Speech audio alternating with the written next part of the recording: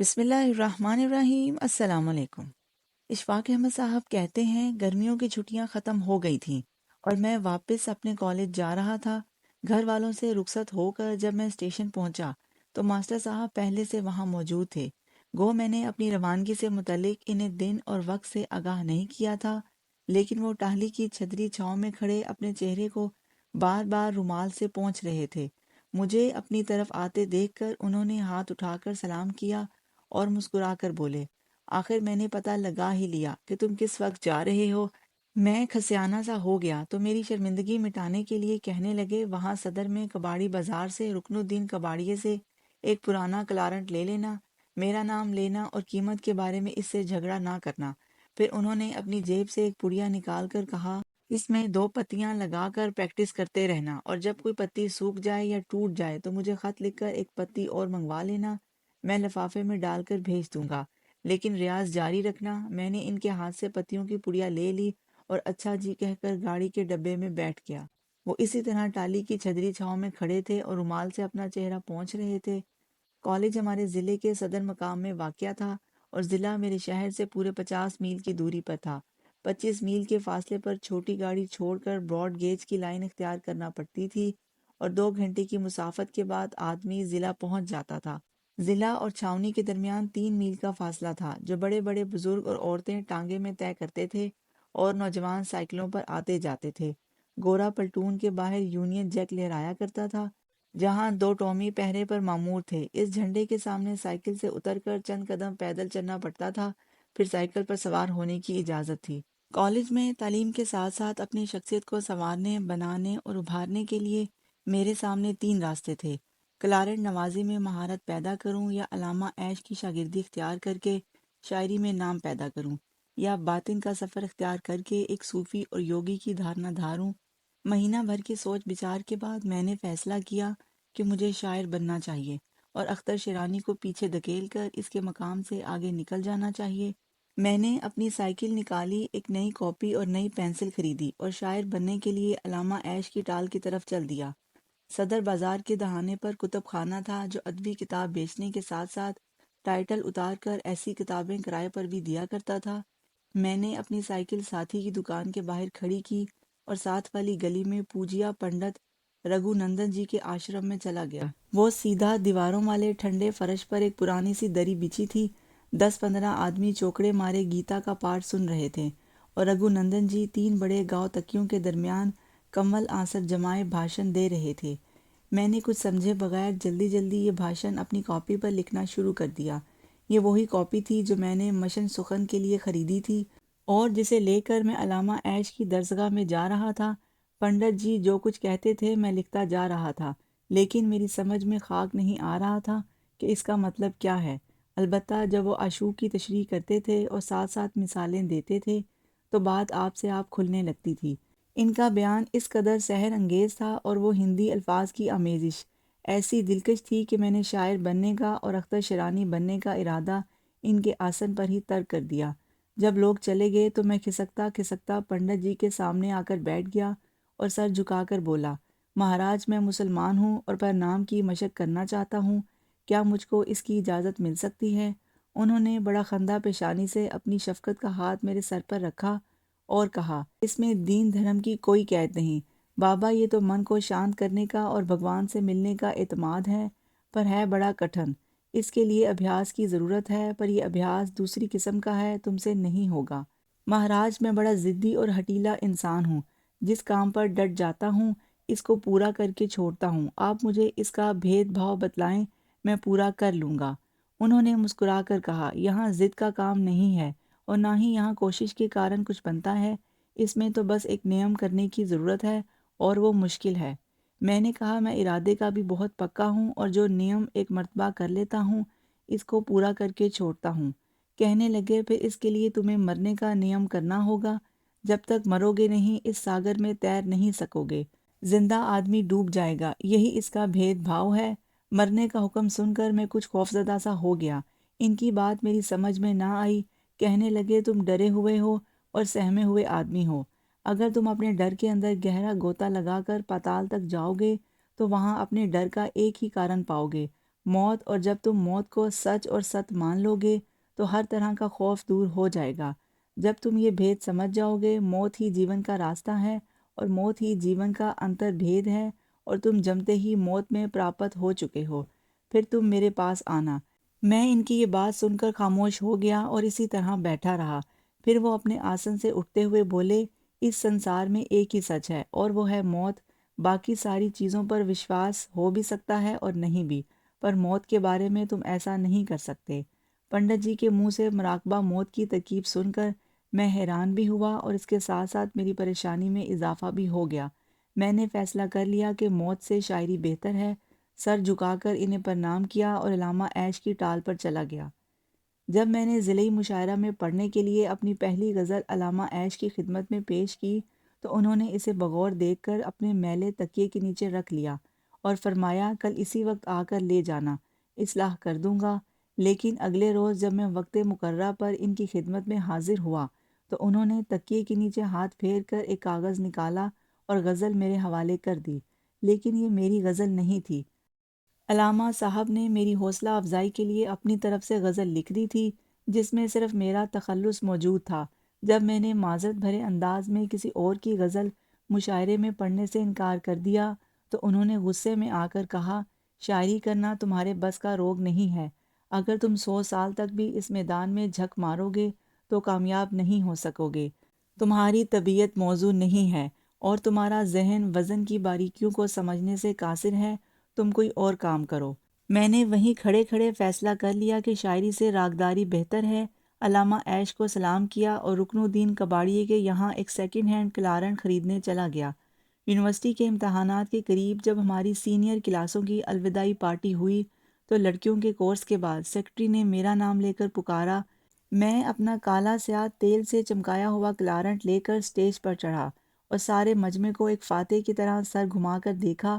Mouth پیس منہ میں ڈالنے سے پہلے میں نے مجمع کو مخاطب کر کے کہا، میں آپ کی خدمت میں اپنے استاد ماسٹر بالی کی ایک بندش پیش کروں گا جو انہوں نے میاں کی ٹوڈی کے مدھم روپ میں تیار کی ہے اور جس کے سارے سر کمیل باندھے ہیں۔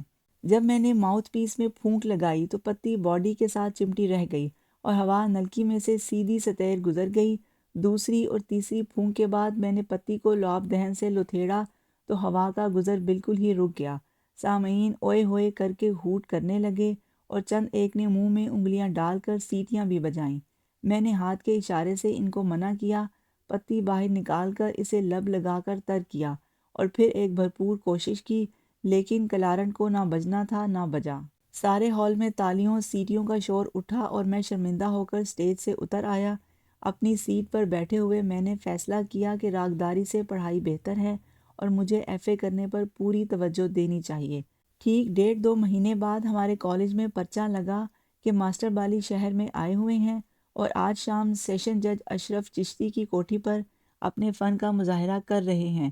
چشتی صاحب کی بیٹی کی شادی پر وہ صرف اپنے کلارنٹ سے برات کا سواگت کریں گے اور شہر کے معززین اور انگریز افراد ان کے فن سے لطف اندوز ہوں گے۔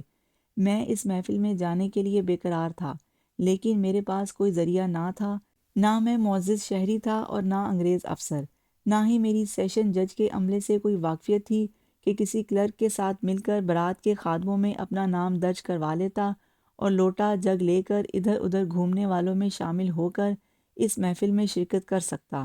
اسی مایوسی کے عالم میں ہاسٹل جا کر اپنا کمرہ بند کیا اور گہری نیند سو گیا۔ سپہر کے وقت میرے دروازے پر دستک ہوئی اور ساتھ ہی بچتر سنگھ کی کرخت آواز نے مجھے جگا دیا۔ میں نے اٹھ کر دروازہ کھولا تو سامنے سنگھ اپنے گیسوؤں پر دہی لگائے کھڑا تھا اور اس کے ہاتھ میں موٹا سا ایک ڈنڈا تھا۔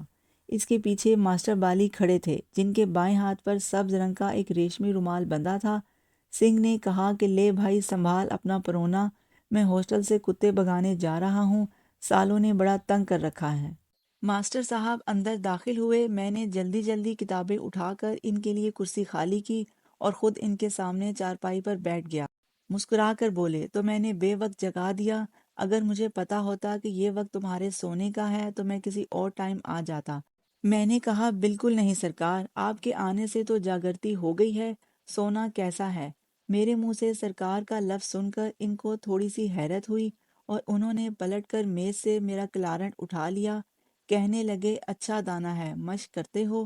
میں نے کہا 2-3 دفعہ کوشش کی تھی لیکن مجھ سے تو یہ بجا ہی نہیں۔